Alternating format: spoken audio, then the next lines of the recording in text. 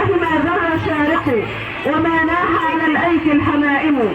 ثم الصلاة على المختار سيدنا محمد بن عبد الله. كيف يرقى رقيك الأنبياء يا سماء ما طاولتها سماء. يا من له الأخلاق ما تهوى العلا وما يتعشق الكبراء. ذلك في الخلق الرفيع شمائل يغرى بهن ومنع الكرماء. أما بعد، نفحات الصبا ونهض الخزامى. نفحات الصبا ونهض الخزامى منارة العلم سلاما. كم أحرزت العلا مجدا فمجدا وسكبت الإلهام جاما فجاما. ما زال صرف المنارة نهرا متدفقا بالعطاء يفيض مياهه من نبع صاف ومورد عذب.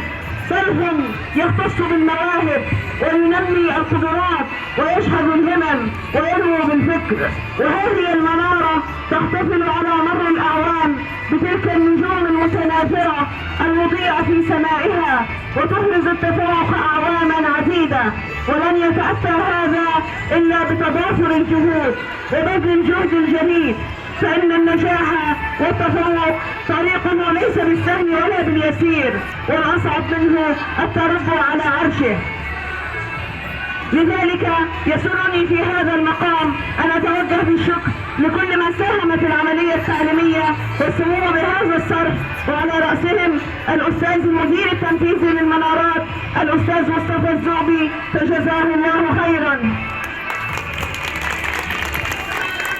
كما أتوجه بالشكر للأستاذة مديرة المدرسة الأستاذة ناظر كفافي، والأستاذة الوكيلة التنفيذية الأستاذة هنية العصفي. ويسعني في هذا المقام أن أشكر معلمي ومعلمات المنارة وأهنئ بناتنا الطالبات.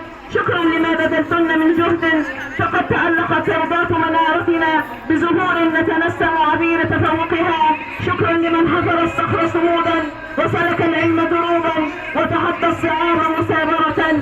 سلم الله مسعى الجميع بالنجاح والفلاح. وشكرا لأولياء الأمور، شكرا للبيوت الصالحة التي أنتجت هذا المنتج الصالح، فأنتم نبات طابت عرومته واستوت